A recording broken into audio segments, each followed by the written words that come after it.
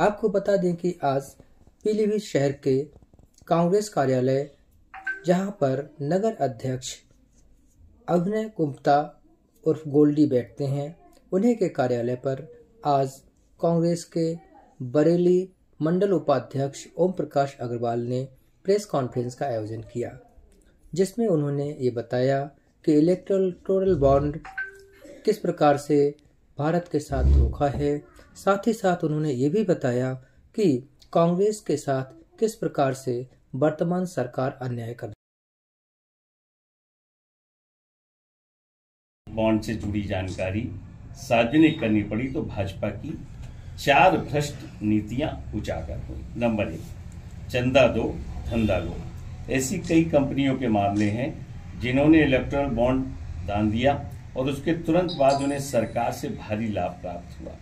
उदाहरण के तौर पर मेघा इंजीनियरिंग एंड इंफ्रा ने अप्रैल 2023 में 140 करोड़ डोनेट किया और ठीक 1 महीने के बाद उन्हें 14,400 करोड़ रुपए की Thane Borivali twin tunnel project मिल गया। इंफ्रास्ट्रक्चर से जुड़ी कई कंपनियों ने भारी मात्रा में चंदा दिया है और उसके बाद उन्हें प्रोजेक्ट्स मिले हैं।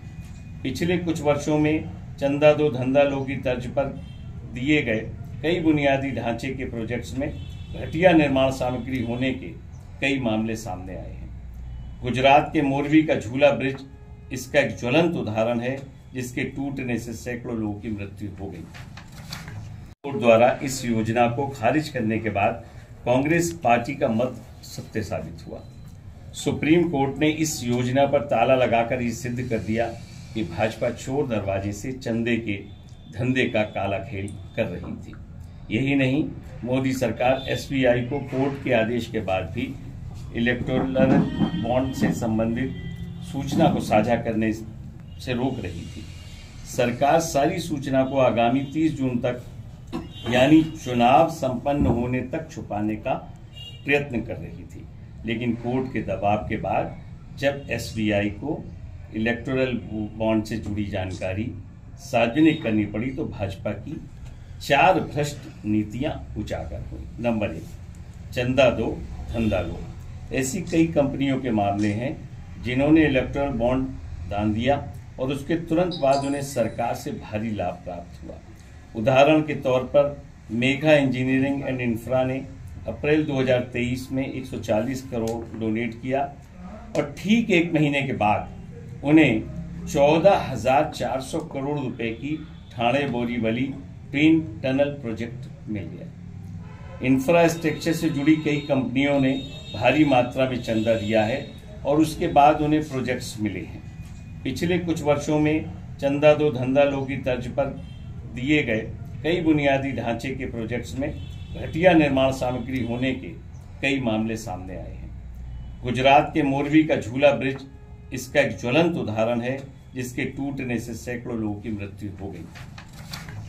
वो नाजायज लाभ दिया है। क्या सरकार ने अपनी भ्रष्ट नीतियों से भारत का आर्थिक माहौल खराब किया है? फर्जी कंपनियों के माध्यम से चंदा वसूली। नंबर 4 पॉइंट है हमारा। इलेक्टोरल बॉन्ड योजना आने के बाद ये देखने में आया कि बहुत सारी फर्जी कंपनियों का पंजीकरण सिर्फ और सिर्फ भाजपा को चुनावी चंदा देने के लिए कराया गया है। 2018 के बाद कम से कम 43 ऐसी कंपनियां स्थापित हुई जिन्होंने अपनी स्थापना के कुछ ही महीनों के भीतर इलेक्टोरल बॉन्ड खरीदे।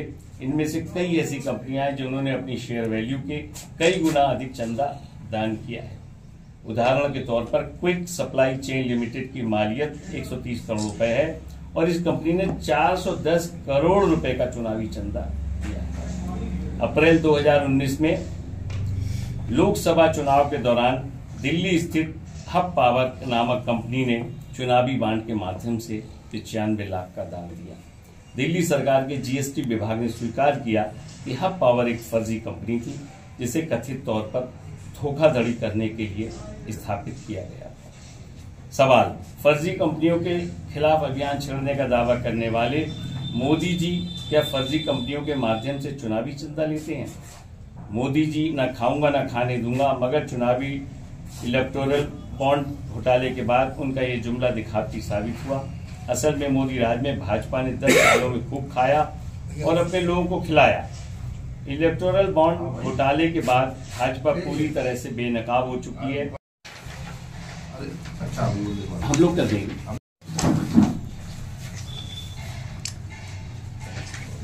आप लोगों के ऊपर जो चार्जेस किए हैं वो ज्यादा किए हैं, जबकि आप लोगों को बनता था। जी जी, मतलब पार्टी इस समय बहुत आर्थिक संकट में है और शायद आप रुकेंगे क्या? नेता तो आप तभी है ना। आप मैं अपनी बात कहने के लिए आपसे परमिशन लेके करूँ तो ये मेरे को समझ में आ नहीं रही बात। मुझे अपनी बात कहनी है, नहीं आऊँ कहूँगा मैं। सुप्रीम कोर्ट का परिसर हो वहाँ भी कह दूंगा और थाना सुनगढ़ी का हो वहाँ भी कह दूंगा। देखिए, कांग्रेस ने इस देश को एक बहुत लंबे अरसे तक चलाया। हम शायद उस स्तर तक नहीं उतर सकते जिस स्तर तक ये उतरे थे। हमने कभी इस ढंग से शासन करा भी नहीं जो अब ये कर रहे हैं।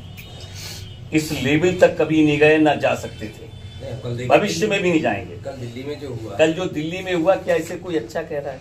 क्या कोई समझ रहा है? जब पत्रकार बंधु भी हमारे की अच्छा मानेंगे कि आप वो टाइमिंग चुन रहे हो। आज कांग्रेस के साथ वो आ गए तो हर तरीके की परेशानी उनको आ गई। मतलब कांग्रेस के साथ जो आ रहा है उसे परेशानी तो आ रही है, और जो कांग्रेस से हटा जा रहा है या दूसरा जा रहा है वो साफ सुथरा हो गया। तो क्या ये उचित है? बताइए। दिक्कत ये है। और जब कांग्रेस के साथ आए थे तब ये चर्चा शुरू हो गई थी कि अब ये होगा। ठीक है सर। भारतवर्ष में इस तरीके की प्रेस कॉन्फ्रेंसेस हो रही हैं। उत्तर प्रदेश से हमारे प्रदेश अध्यक्ष जी का एक आदेश आया, उसके आधार पर कर रहे हैं कि किस तरह से इलेक्टोरल बॉन्ड आजाद भारत का सबसे बड़ा चुनावी चंदा घोटाला है। धमकी दो, चंदा लो और धंधा लो। इस तरीके की बहुत सारे इसमें पॉइंट्स ऐसे हैं जो इस सरकार का की एक योजना जो लोगों को लूटने की थी उसको साबित करते हैं। तमाम बातें इसमें हैं कि किस तरह से ईडी ने छापा मारा, उसके तुरंत बाद उनको दान मिला। ये बहुत सारी परेशानी है जो जनता के सामने है, जिससे निश्चित रूप से लोकतंत्र खतरे में आ गया है। कांग्रेस मौन नहीं रह सकती। कांग्रेस लगातार इसका विरोध कर रही है और आज इसीलिए आप सबके सामने एक चौथे स्तंभ जो है लोकतंत्र का, उसके सामने हम अपना रिक्वेस्ट रखना है, प्रार्थना रख रहे हैं कि इस समय भी अगर आप शांत रहे या आपने इसको खुलासा नहीं करा, हमारा जो भी हमारे पास प्रदेश से आया है, राष्ट्रीय स्तर पर आया है, वो बहुत आवश्यक होगा। ये हमारा आपसे निवेदन है। इसके अलावा राष्ट्रीय जो हमारे कोषाध्यक्ष महोदय हैं, उन्होंने कांग्रेस के जो खाते फ्रीज करे गए हैं, अवैध तरीके से फ्रीज करे गए हैं, बहुत लंबा चौड़ा उन्होंने पेनाल्टी लगाई है, जिसका कोई भी तरीका नहीं बनता है। वो भी तमाम बातें हमारे पास हैं जो वहां से आई है हमारे राष्ट्रीय स्तर से, वो हम इसमें लिखे। अगर आप कहें तो मैं थोड़ा सा बोल दूं इसमें से।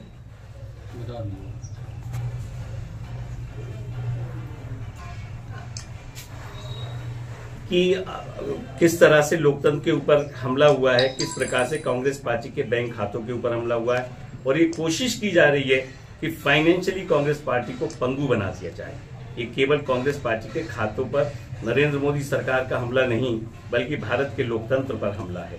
अगर प्रमुख विपक्षी पार्टी वित्तीय तौर पर पूरी तरह से पंगु हो जाए, कोई कार्य नहीं कर सके, पब्लिसिटी के ऊपर पैसा नहीं खर्च कर सके, कैंपेन के ऊपर पैसा नहीं खर्च कर सके, अपने कैंडिडेट को पैसा नहीं दे सके, तो फिर चुनाव किस बात का है। और चुनाव की घोषणा हो चुकी है। पिछले 1 महीने से हमारे अपने बैंक अकाउंट्स में पड़े हुए 285 करोड़ रुपए का हम इस्तेमाल नहीं कर पा रहे हैं। हम लोगों को पब्लिसिटी के लिए अखबारों के अंदर स्लॉट बुक करने हैं, हम लोगों को पब्लिसिटी के लिए इलेक्ट्रॉनिक मीडिया के अंदर स्लॉट बुक करने हैं, हमें सोशल मीडिया के अंदर इस्तेमाल करना है, हमें पोस्टर छपवाने हैं, हमें पैम्फलेट छपवाने हैं। अगर हम लोग वो काम भी नहीं कर सकते तो किस प्रकार से लोकतंत्र जिंदा रहेगा और कैसा लोकतंत्र है ये। इसमें किस तरह से हमारे ऊपर लगना चाहिए था केवल 14 लाख का, और हमारे ऊपर बहुत लंबा टैक्स लगाया गया, पेनाल्टी लगाई गई है। जो मेरा सवाल, आयोग ने आचार संहिता लागू कर दी है, ऐसे में जो तमाम तरीके की जनपद से लेकर और प्रदेश स्तर तक आचार संहिता का जो उल्लंघन है वो देखने को मिल रहा है, उस पर क्या रहेंगे? कौन कर रहा है आचार संहिता का उल्लंघन? आचार संहिता का उल्लंघन जो अभी पार्टी विशेष पार्टियां हैं, भारतीय जनता पार्टी हो या समाजवादी हो, उसका भी अभी भी लगे हैं। देखिए, हम कभी भी, चूंकि कांग्रेस ने शासन चलाया है, कांग्रेस ने देश के साथ हमेशा ईमानदारी के साथ काम करा है, हम कभी भी इस आचार संहिता के उल्लंघन के हमेशा विरोध में रहेंगे, कभी भी समर्थन नहीं करेंगे।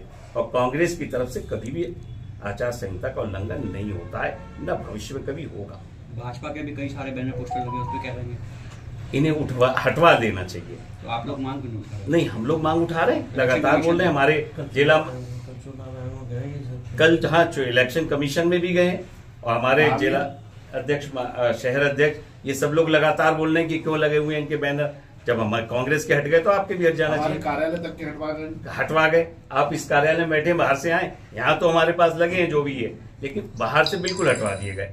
अगर ऐसे में किसी एक पार्टी विशेष के लगे रहें तो इस तरीके का पक्षपात तो अनुचित है। जरूरी नहीं है कि कोई हमेशा सत्ता में रहे, सत्ता में आवागमन तो ये चलता रहेगा, लेकिन सिद्धांत जिंदा रहना चाहिए और एक न्याय जिंदा रहना चाहिए।